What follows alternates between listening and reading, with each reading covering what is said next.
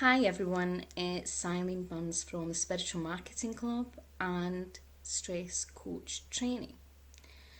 So today I want to ask you one question. Do you really know that you're an ideal client or soul client you're best suited to serve? And do you understand the entry point where they come in? So one of the biggest areas that I help people is kind of really identify their clients, their niche, the area of expertise, right? I help them see some of the gifts that they maybe cannot see and the things that their ideal clients are attracted to, okay? Because one of the things that I saw, not just in my work as a coach, healing therapist, and the things that I see, and from that angle, but as a consumer.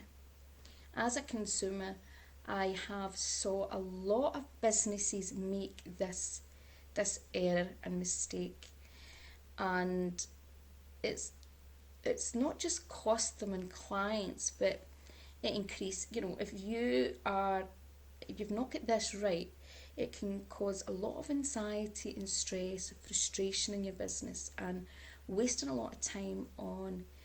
I don't mean just clients that you're not ideally suited to serve, but it just means that you are not building your business up on a daily basis and getting to do what you're really here to do, okay? And you're not going to be as happy and as prosperous in all sorts of levels. When I mean that, I don't mean just to do with money. But the reality is that it's so important to get your clients, who you're focusing on, right, and your niche. And some people make this mistake. They think when they niche down that then they won't get other types of clients. The interesting thing is that often you still do get other types of clients who want certain things. Then you have the choice: do you still work with those clients or not? But it can help it make it a lot easier in business because you can start attracting more of the clients that you really want to work with, right? Rather than the clients, for example, that are not ready for the work that you're doing, or are not willing to put maybe the work in if you're a coach, or clients who don't really understand what you're offering or don't really value what you're offering, right? So I say common mistakes is just because the person is not actually understood what fully what an ideal client is, and maybe presume. Again, we have a lot of tendencies in some of the holistic field and even the healing field that has been passed down to a lot of schools, where there's this very much generalization that a lot of things will help almost anything, or that can improve anything. But I'm always for, well, what is it great at helping? What is it fantastic at helping? And if you build a business on looking at what your gifts are fantastic and your skills are fantastic at helping, okay, where you can get amazing results, not just that may help a little bit, that's what grows a business, okay? But it's so important that are you take the ego out the way, and you take your in many ways your personal feelings out the way as well, right? And recognize that you may want a certain type of client, and you may would like a certain type of client, but maybe where you are right now is not perfectly aligned with that type of client. And I've talked about this before, but I get invaded, and it's something I don't like. It still triggers me. It doesn't trigger me as much. But I hate my time being wasted, and I get so many things, cold kind of sales messages in my inbox. Some are more obvious, are very, they're so blatant sales. Other are using softer cues, and some of them are using like very, very old fashioned coaching questions that are all about trying to get a sale, or to build a connection for a sale, but they're genuinely not really wanting to get to know you. It's just about getting a client, right? And what I'm talking about is in my inbox, my personal inbox through Facebook, which, I always think it's a kind of personal invasion unless especially when you're just trying to sell something. And LinkedIn, I get bombarded with things, and I'm going to talk about that in a little minute, and Twitter, Instagram, and it's just sometimes quite heavy sales, right? Now, and I know a lot of healers, coaches, and therapists, and obviously anyone who's who's interested in what I do not want it. They do not want to use that approach because they want to use more a spiritual and authentic marketing approach. But some of the mistakes they make are exactly some of the mistakes that many of us can make when we're in our first years and even sometimes continue in our business, is that we assume a certain audience as an ideal client just because we've got a generalisation of what we're offering. But we've not really figured out, even within a niche, where we might get, it's almost like like if you think about a fishing net, you're wanting maybe to get salmon or whatever mackerel. But guess what happens? Some of that salmon and mackerel might not be right, or you might catch some other types of fish or whatever in that net, right? But they're not actually who you're best suited to serve, okay? So the easiest way I can explain it is give you some examples. So I meet a lot of people who, for example, say that they are helping people with pain management, okay? But within that pain management, I'll maybe ask them, so what sort of clients? And they say, oh, I help everybody with everything. And I'll say, but is there anything that you wouldn't help? And then they start listing off. So they have, first of all, used a very loose term, and their marketing is all about pain. But when we actually ask specific questions, we start getting to the root that there's lots of clients that they would not feel qualified to help. They don't have the understanding of that issue to help. They don't have the skills, or it could be a bit of a headache, okay? So again, they have not been specific enough. And the more that you can be specific enough in certain marketing, particularly if you're selling coaches or more, it's not low priced or low budget products. It's that the person is to make it a decent investment. The more that they have to make a decent investment on block bookings, or it's over £50, person wants to know if you're the right person for them.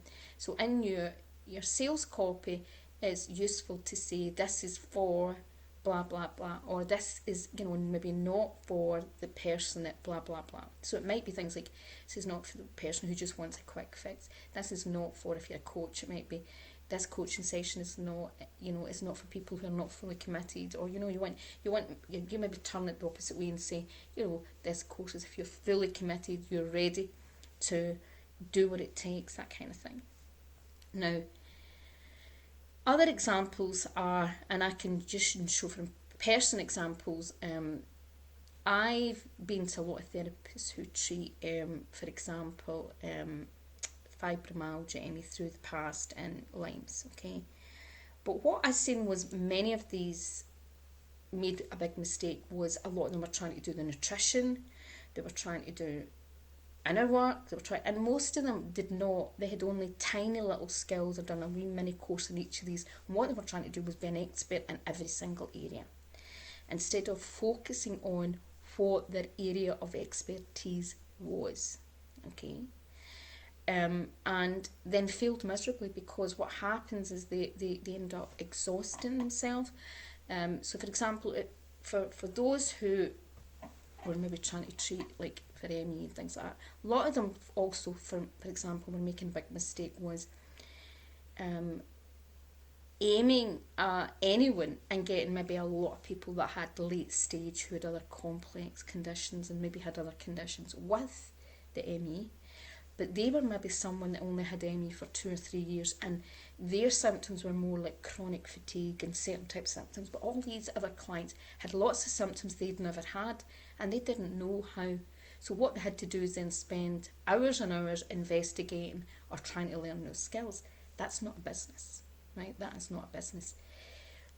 a business, for example, that focus on nutrition for fibromyalgia, nutrition for ME, okay? A business that works on pain management for fibromyalgia and ME. And then, yeah, you can build up, but what you're doing is building on your strongest asset and the thing that you know without a doubt that you can help solve, right?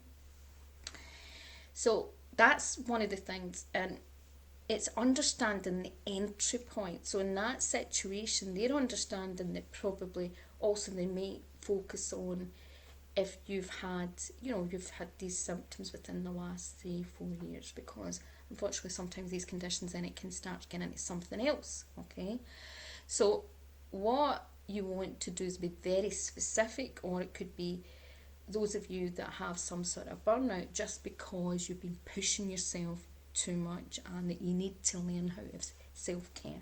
So you're very specific, and then you kind of say, maybe you're a woman of age such and such, such and such. This is the type of issues that you have. You struggle to do this. So you've been very, very, very clear.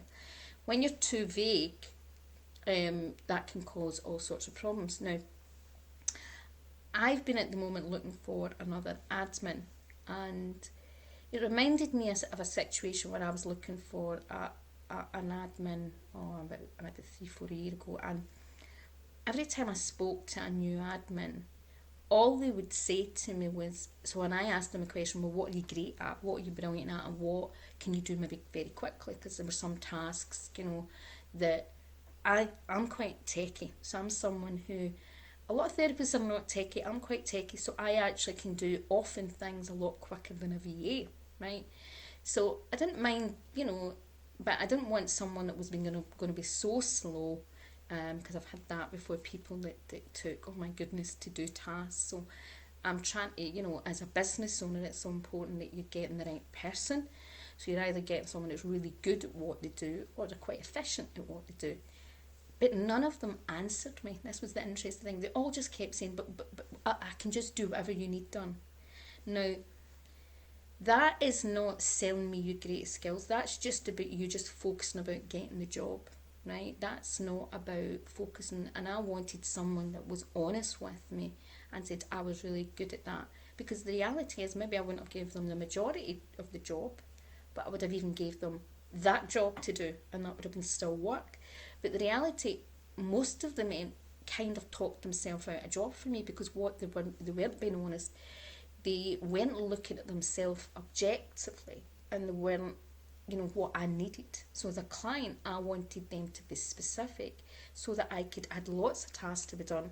I could match up the best person for each job, okay?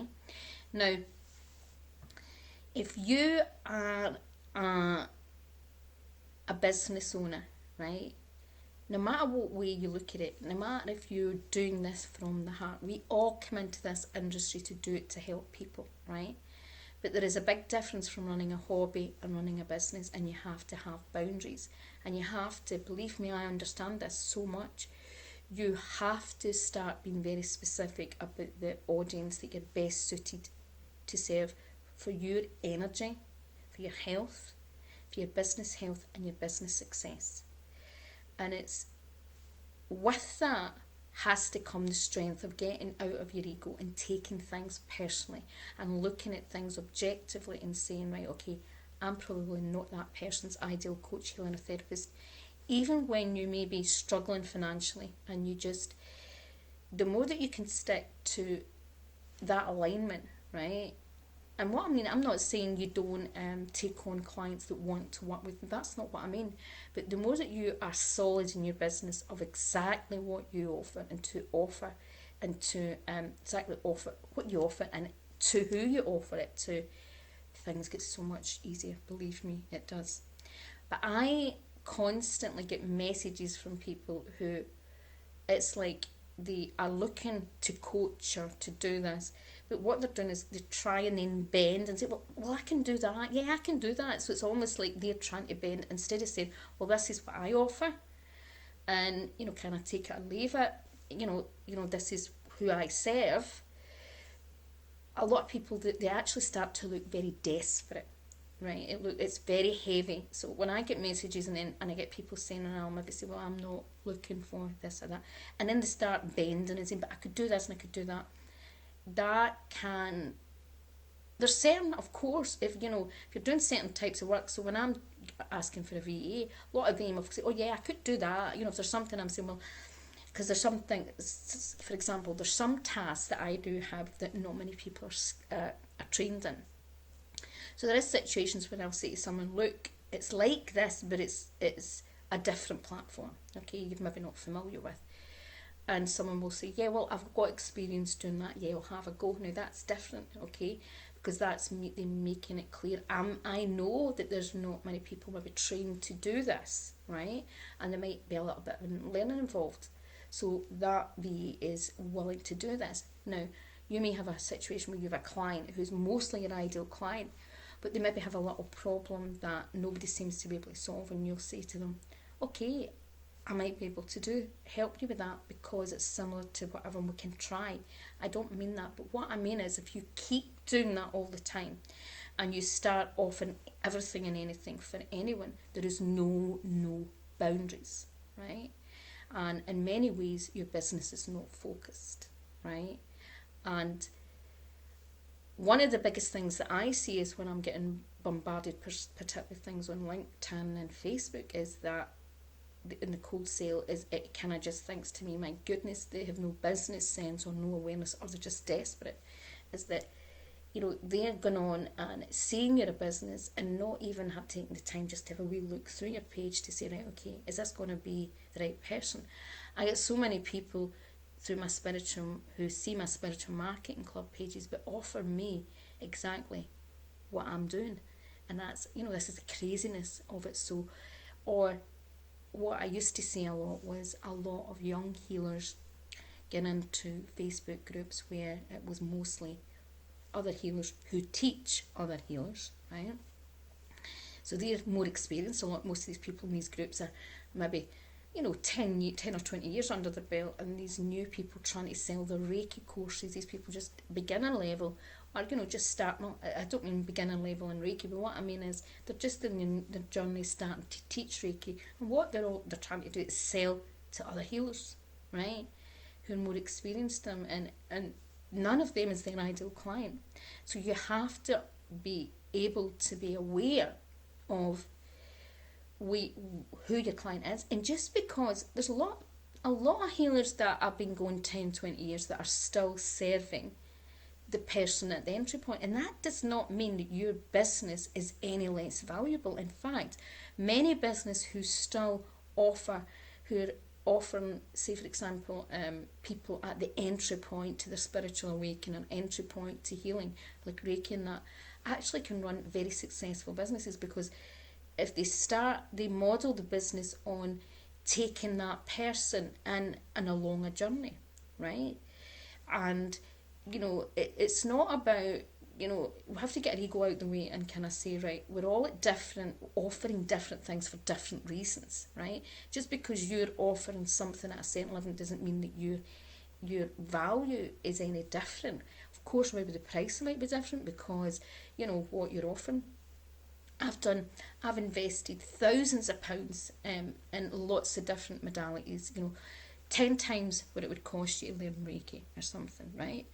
And I've spent the same in learning different types of marketing, right? So often, a lot of it is very unique type of niche skills. So when I'm going to do unique niche work, I'm selling to a unique niche audience that are willing to pay for certain things. So it's understanding we are all serving different audience that have different needs or different wants, right? And if you can get your ego out the way and look at and examine your business more closely, things get so much easier.